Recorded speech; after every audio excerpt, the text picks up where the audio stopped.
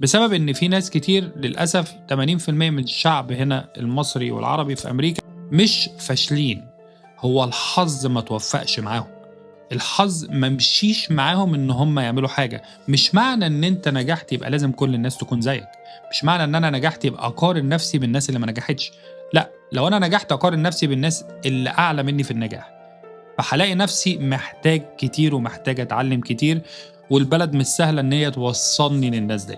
فأنا شايف إن أنت لو ناجح وحابب إن أنت تقول أنا ناجح، يبقى اتعلم اللي مش ناجح ينجح إزاي.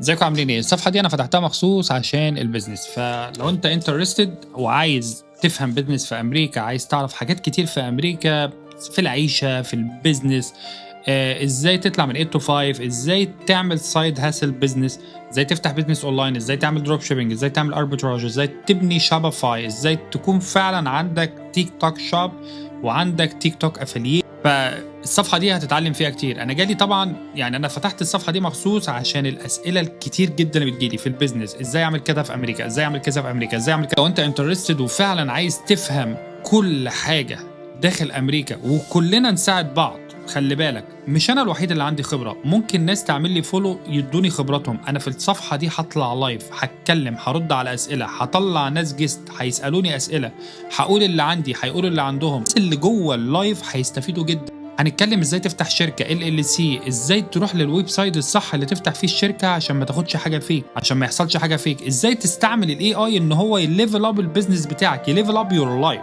تبقى محتاج تيم.